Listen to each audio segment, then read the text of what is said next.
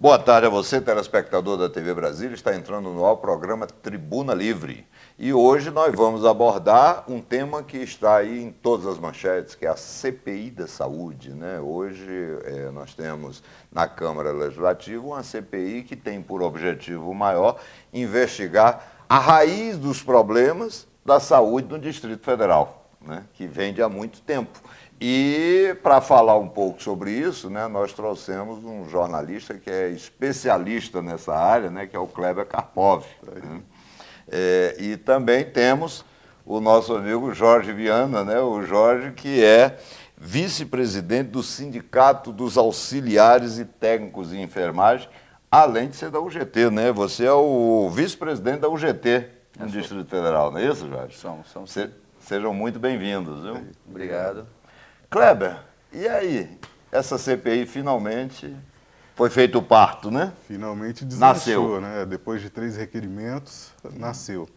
E tem muita expectativa, né? Por parte dos profissionais de saúde, por parte, eu acho que da população também, de se descobrir, né, quais são de fato os problemas da saúde e por que a saúde anda tão emperrada, né? A deputada Celina Leão, por exemplo, ela fez uma colocação bem interessante quando se falou em organizações sociais, que ela falou, não, antes de introduzir a questão das organizações sociais no DF, nós primeiro precisamos descobrir quais são os problemas da saúde e a CPI vai ser o meio.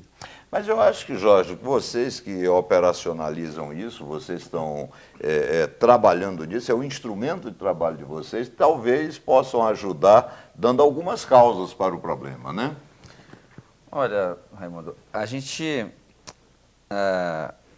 tem a gente tem condições sim de contribuir. E tanto é que nós já fizemos na iniciativa popular, nós fizemos uma pressão, porque quando começou a história da CPI na Câmara, tentaram abafar. Uhum. E aí fizeram outro requerimento, tentando abafar novamente. Então nós pensamos o seguinte, olha, se a gente conseguir a comoção popular, que de fato elas querem a CPI, mas que faltava instituir isso de alguma forma, nós puxamos um abaixo-assinado nas redes sociais e na cidade. Mas me diga uma coisa, vocês trabalhando dentro do sistema de saúde, você podia dizer para a gente assim, 2 motivos, 2 razões, 2 apenas, são inúmeras, nós sabemos, mas 2 razões assim fundamentais para que a saúde não funcione no Distrito Federal?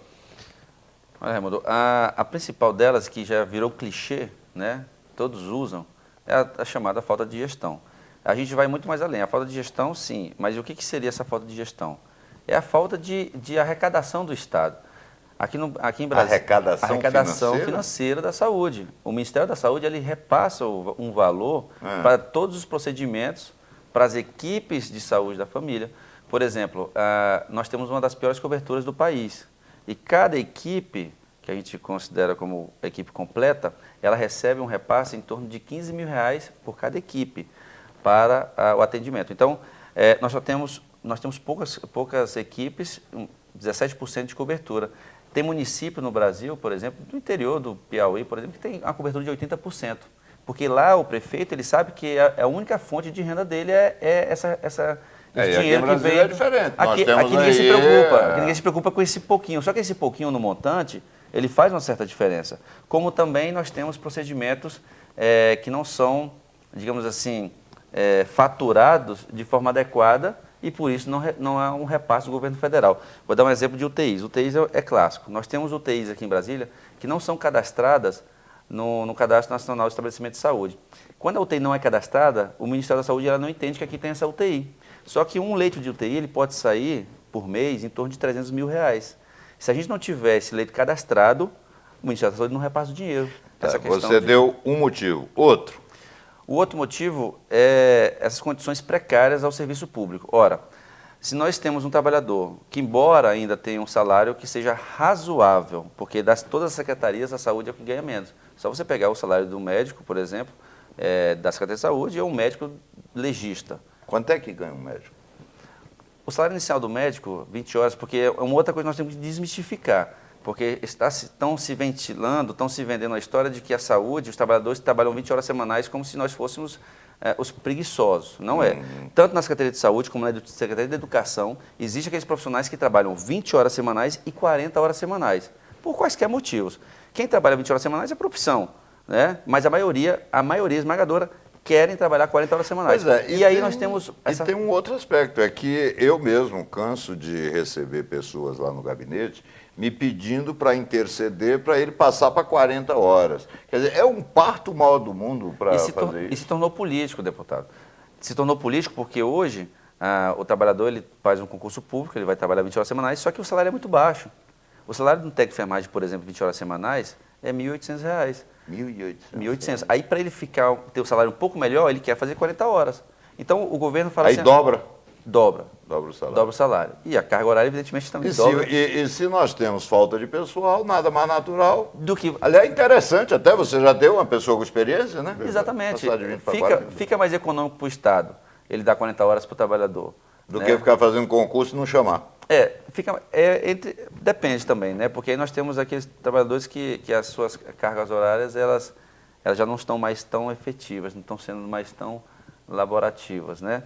Mas o fato é, nós temos que ter essa mesclagem de ampliação de carga horária dos trabalhadores e oxigenar o trabalho. Porque, como eu falei, esse trabalhador que está trabalhando já também há vários anos, 40 horas, ele também está cansado. Kleber, qual é a principal causa da nossa saúde estar no cemitério? Porque não está mais na UTI, né?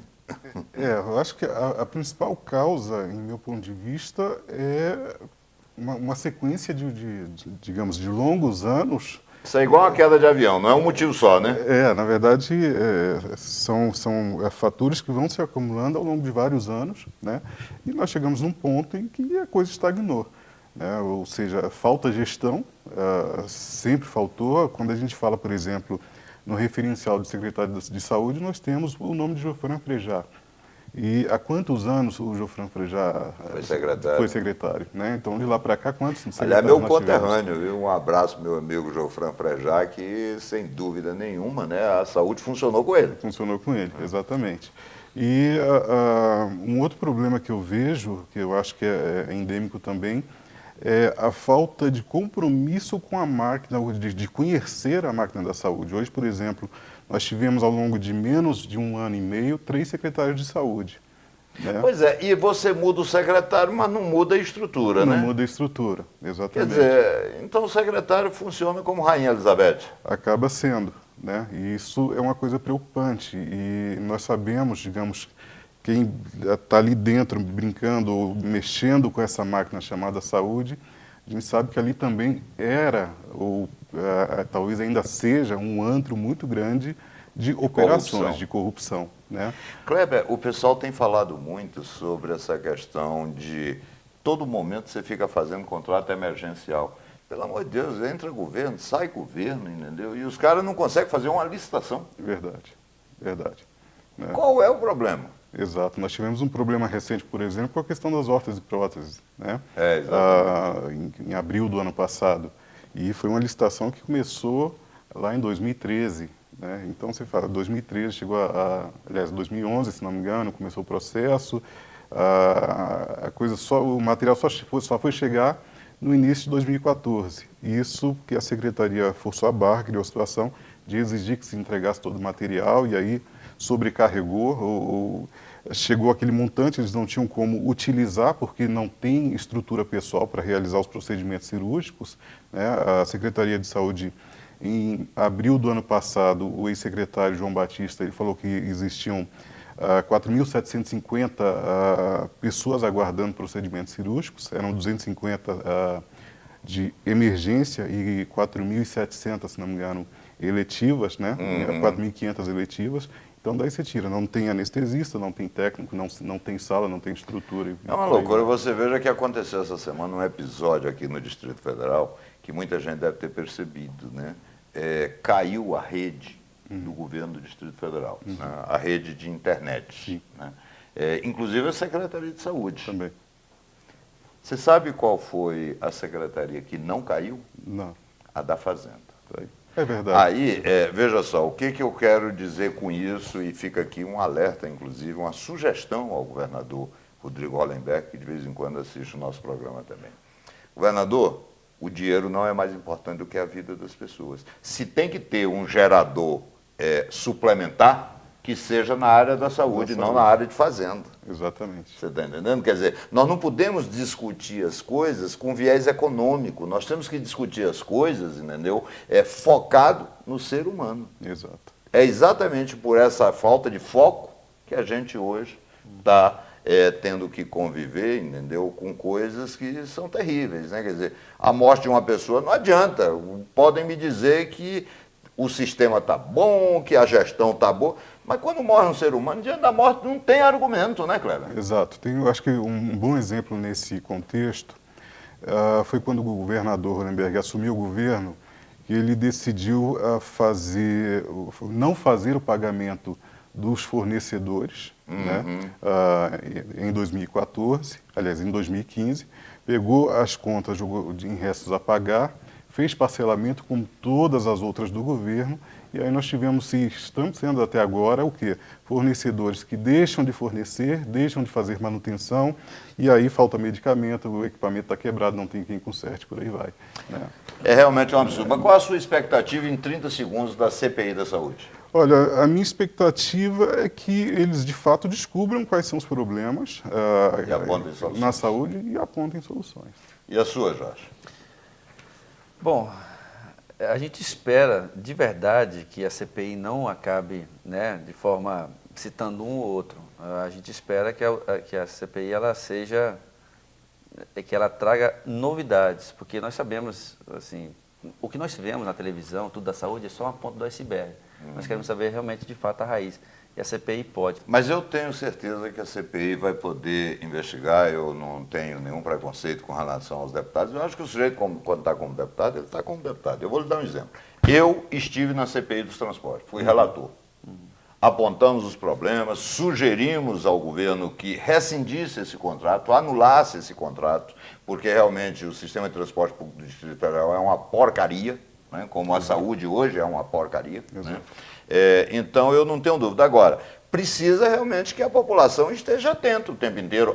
E não é apenas na CPI da saúde, é em tudo. A população é que paga a festa. Então, ela tem todo o direito de exigir. E eu quero fechar o bloco aqui, além de agradecendo a você, Kleber, ao Jorge, né, dando uma notícia. Né, que o Ministério Público do Distrito Federal acaba de denunciar o ex-governador Agnello Queiroz, junto com a ex-secretária de Saúde, né, por uma razão muito simples.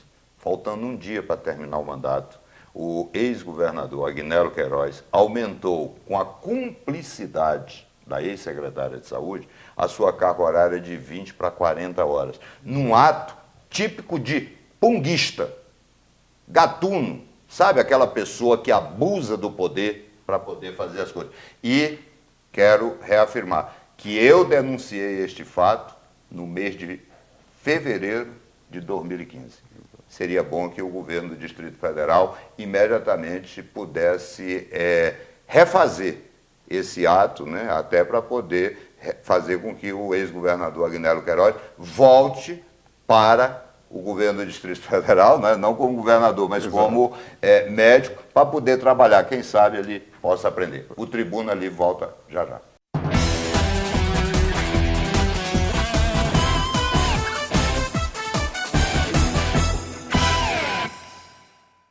Estamos de volta com o Tribuna Livre e agora vamos falar um pouquinho sobre poesia, né? Temos aqui um convidado ilustre, né? Um escritor e poeta, né? Ele diz que é aprendiz de poeta, né? O Martins, seja muito bem-vindo, viu, Martins? Obrigado. Ao Tribuna Livre, para nós é uma honra recebê-lo, viu? Não, eu espero me tornar bastante conhecido e eu gostaria de estar sempre na sua companhia. Opa, vai ser um prazer prazer enorme. Para a gente enorme. desenvolver um trabalho que vai redundar, vai resultar no combate mais amplo possível da violência e numa construção perfeita da paz. Pois é, o Martins, a sua obra, né, a sua poesia, na verdade, ela é voltada exatamente para isso, né, para a construção da paz. Exatamente. E utiliza uma ferramenta que é muito interessante, que é o romantismo. O né? romantismo. Me diga uma coisa, Martins, você é de onde? Eu sou da quarta cidade mineira que começa com B. Ah, Você é? já ouviu falar de Belzonte, Beraba, Berlândia? Eu sou da Bela, da Araguari. Bela Araguari, Araguari. né? É. Ah, tá certo. Ó, você vê, né? Como é que é? Ó, tem um grande amigo de lá, entendeu? Que é o senhor Darcy. Tá? Um abraço aí pro senhor Darcy, dona Algarita, né? E me diga uma coisa, ao longo de toda a sua vida, você trabalhou em vários órgãos, né? Cobal, SAB, SEB, Sudene, né? Vários órgãos, mas o que sempre lhe marcou, né? Foi exatamente essa questão de olhar o ser humano, né? É.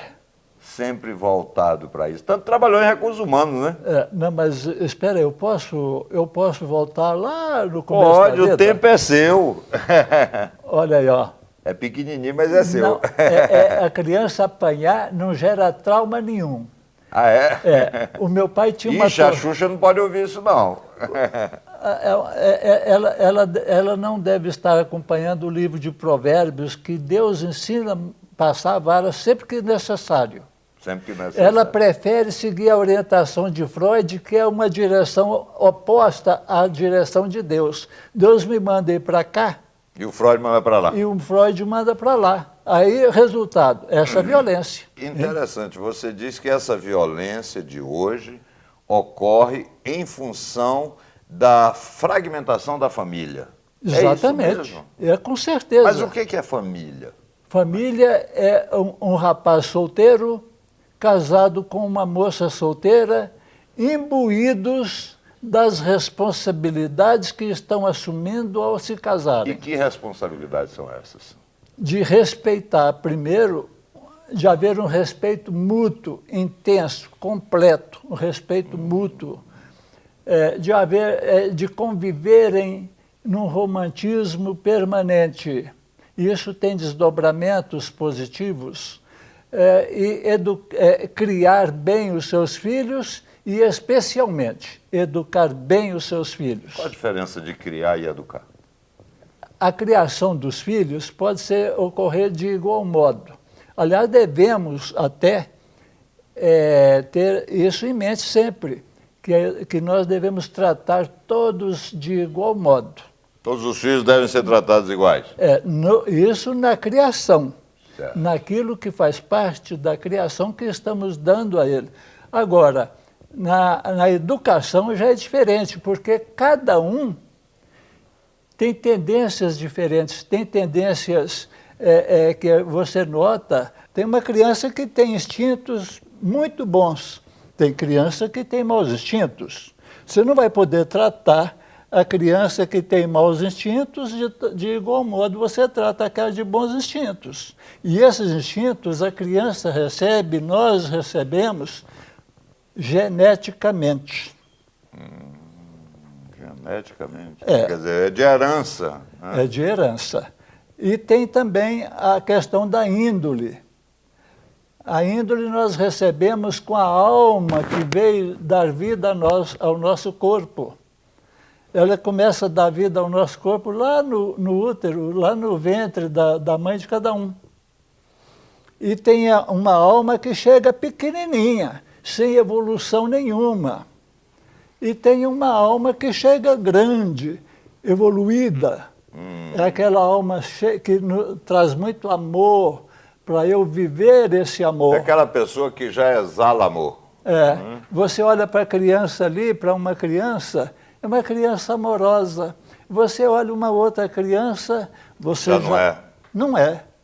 Então, no tratamento, na criação, na educação, o tratamento é diferente. Você tem quantos filhos? Eu tenho 7. 7 filhos? Você é muito modesto, diz que é um aprendiz de poeta, mas eu estou aqui na mão com 2 obras, né, que você produziu. Cadernos de Poesia, Romantismo para Todos os Dias. Né? E Uma Porta para a Paz. Em função de um título que eu tenho aqui, alguém lá de Montes Claros, eu acho que aproveitou isso aqui, e tacou o meu livro lá. Eu não entendo muito desse negócio de computador, de internet, de sites e tal, mas lá estão aqui esses alguns poemas aqui que eu chamei de As Modinhas. Sim. São modinhas goianas, mineiras e goianas, algumas. E tá lá. Por acaso, eu cliquei lá, Modinhas Mineiras, porque eu não sabia como... É porque hoje em dia... Eu queria rapaz, ouvir Modinhas Mineiras. Aí apareceu a capa do meu a sua livro lá. Mas ó, sabe o que que é? É porque hoje em dia tem um cara que sabe tudo nesse mundo chamado Dr. Google. Então você vai lá, entendeu? Quando você consulta o Dr. Google, ele sabe mais da vida da gente do que qualquer outro. Mas é mesmo, rapaz. Martins, eu quero lhe agradecer muito, viu? A sua disponibilidade, poder dar uma passada aqui no nosso Tribuna Livre para brilhantar o nosso programa. Meu tempo é curtinho na televisão, né? São 10 minutos cada bloco, né? Então eu quero lhe agradecer muito, desejar muitas felicidades e olha, se seguirmos aí o seu exemplo, nós teremos uma sociedade de paz. E o Tribuna Livre volta já já para falar sobre futebol.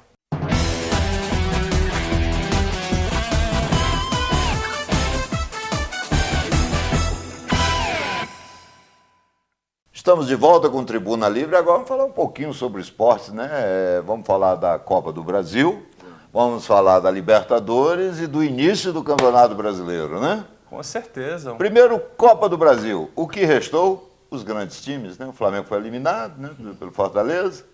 E foi um resultado, né, meus caros amigos O telespectadores. Flamengo perdeu as duas, né? Em 4 jogos envolvendo confrontos com times da Série C, né, acabaram sendo 3 derrotas, né?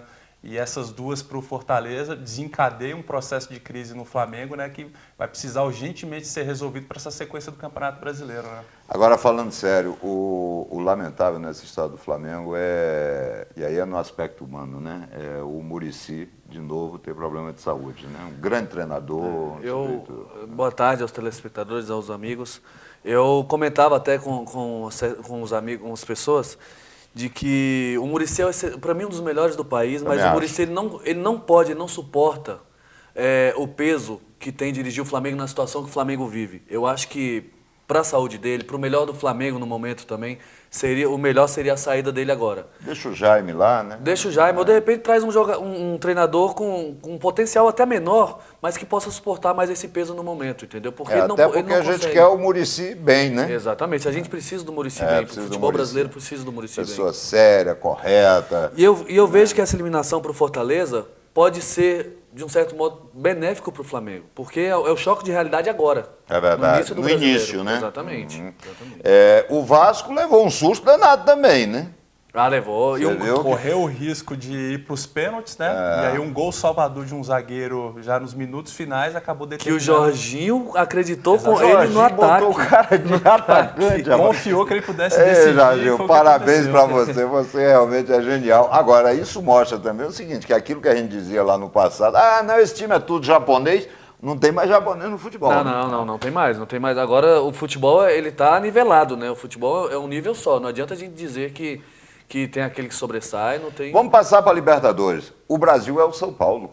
São Paulo que passou aí no sufoco lá no Horto, né, contra o Atlético Mineiro. E saiu perdendo 2-0. O Atlético Mineiro começou arrasador, achou que seria fácil. O São Paulo foi lá e fez um gol achado numa falha do Vitor, para mim, exatamente. clamorosa aquela falha do Vitor, porque ele não podia deixar aquela bola chegar na cabeça do jogador do São Paulo Bem, de forma alguma. e a Libertadores só volta agora em julho, Isso, depois da Copa América, né? E o Intervalo São de Paulo quase está 45 já dias. entre os 4 melhores, né? Quem sabe pode dar tempo do treinador já corrigir alguns erros, né, do São Paulo. Porque o São Paulo é o seguinte, ele ganha em casa e perde fora, né? E aí tem que encontrar O o problema é que eu equilíbrio. ainda continuo achando que o defeito do São Paulo hoje não é nem o elenco, é o Balsa. Eu acho que é o Paton Balsa, o treinador não é um treinador para o São Paulo, eu ainda continuo achando. Bem, quando voltar a Libertadores a gente vai saber, porque 45 dias é tempo suficiente, né? E o Bausa, só para registrar, né? Tem muita gente ainda que não aprova 100% do trabalho dele, mas é o primeiro técnico da história da Libertadores da América a chegar a uma semifinal por 4 clubes diferentes. Então tem que respeitar o Então trabalho o cara dele. deve saber alguma coisinha, né? Mas ainda não se adaptou ao estilo brasileiro ainda. E o Campeonato Brasileiro começou, né? Que festa. Agora é uma pena que os jogadores não corresponderam em campo, né? Média de 1,4. Somente o grafite, gols, né? Só o grafite, Só o o grafite, grafite né? arrebentou, No né? clássico do Nordeste, né, que pra mim foi uma das partidas mais difíceis, o Santa Cruz chegou e mostrou pra que Meteu veio. 4-1, né? Mostrou pra que veio e o grafite arrebentou, né? E o Verdão também botou 4-0 no Atlético Paranaense. Que não é uma Agora, equipe eu boa. acho que sintomático foi a vitória do Fluminense contra o América Mineiro lá no Estádio Independência. Primeiro porque o Fluminense nunca ganhou do América Mineiro. E devido à Quebrou um ascensão do tabu. América, Fazia né? 53 anos que isso não acontecia. Pois é. Houve uma vitória em algum momento, mas ela não acontecia há 53 anos. Então foi um bom cartão de visita do Fluminense, né? Já E quebrar o América vem em ascensão, né? Vem Então a ser campeão mineiro, não foi não uma é? vitória, não foi uma vitória em, como a gente diz na gíria do futebol, não bateu em bêbado, né? É, Na verdade, ele exatamente. jogou contra Você um time falou de da qualidade. média de gols aí, Raimundo. Foi a pior média de gols de uma primeira rodada de Campeonato Brasileiro em todos os tempos. Não, o negócio horroroso. Ele não 14 via gols gol. em Ele 10 tá jogos. esperando o gol do Fantástico e não tinha. É. Vai. Mas é a tendência do futebol moderno, né? Os treinadores estão trabalhando mais os seus sistemas defensivos que o próprio ataque, né? Então eu Tem que acho passar para a fase seguinte. É, né? Procurar encontrar o eu gol. continuo dizendo que nós precisamos de mudanças drásticas nas regras do futebol. Ainda é cedo para a gente falar, né, como é que vai ser esse campeonato. Mas essa primeira rodada já deu para mostrar alguma coisa, né? Um jogo sofrível, Flamengo e Sport Recife, né? É verdade. E com erro de arbitragem, né? O É, Campeonato teve erro de Brasileiro já arbitragem, começou é. manchado, teve um gol legítimo do Sport, Sport contra o né? Flamengo, que foi muito mal anulado. Tivemos gol mal anulado também no jogo do São Paulo. São Paulo fez um gol com o Centurion e a assistente acabou impedindo. Mas sorte que o São Paulo ganhou, né? Se não É tivesse verdade. ganho aquela partida, É. ia dar confusão. E o Corinthians e Grêmio também. Começaram bem apagados, né? É. Sem poder ofensivo, o Corinthians provavelmente perderá peças na janela de transferências e vai ter que buscar um atacante para poder realmente estar ali fazendo sombra para o André, que essas equipes consigam se reencontrar na sequência do campeonato, né? Porque deixaram a desejar. É verdade. O Internacional empata com o Chapecoense Com o dentro de Chapecoense. casa também, né? Que foi sua aposta, né? Sua aposta internacional Foi. lá na Eu frente. apontei como candidatos ao título o Fluminense, evidentemente, até só a camisa já o torna favorito, né? Pelo futebol internacional, Grêmio e Atlético Mineiro, né? Isso, eu apontei Santos e Atlético Mineiro sem perdas expressivas de peças na janela de transferência, né? E essas equipes fatalmente deverão perder E jogadores. esse Mané apontou o Flamengo. Atlético Mineiro e Flamengo, devido ao choque de realidade que o Flamengo levou agora, tá. mais ainda. Tá mais bom, ainda. tá bom. Agora, só para relembrar, né, duas dicas, né? Primeiro, o primeiro campeão de 2016 no Brasil foi o Fluminense, campeão da Primeira Liga, né? Isso é histórico, entendeu? Daqui a 30 anos a gente vai estar aqui dizendo, agora foi o primeiro campeão, Fluminense. Né? E o outro é o seguinte, o canal 577, para quem tem net, está passando a final do campeonato piauiense. Então, River, o Galo Carijó, né, meu time de coração, e o Altos, o time de Altos. Né? E a final será dia 26. Né? No O dia primeiro de Corpus jogo. Christi, isso. O primeiro jogo nós já ganhamos de 1-0 lá no Albertão, né? E o segundo jogo será em Altos, dia 26, vai passar pelo canal 577. Não esqueça, né? E a estreia do River na Série C é quando? Segunda-feira contra o Fortaleza. Exatamente, entendeu? deixasse Aí, ele responder. aí nós vamos mostrar o Flamengo como se ganha no Fortaleza, tá certo? Porque o Flamengo jogou 2 vezes e perdeu, tá certo, Everson? É Não isso verdade. mesmo? Quem é que vai poder pedir música num programa dominical à noite? Quem é mesmo, hein, Everson? Eu acho que é a torcida rubro-negra, né? Por Porque quê? 3 Não eliminações. encerrou ainda pode não, pedir Pedro? música. Não, tchau, querida. Não tem tchau, querida, hoje não, tá certo? Bem, olha, eu quero agradecer a você, telespectador da TV Brasília, sempre prestigia aí o nosso Tribuna Livre, né? Agradecer meu amigo Edson, o Alan. O Alan, o que o separa da perfeição é a preferência, é o time dele, né? Mas de resto tá tudo bem. E se Deus quiser, o Tribuna Livre volta no próximo sábado. Um abraço.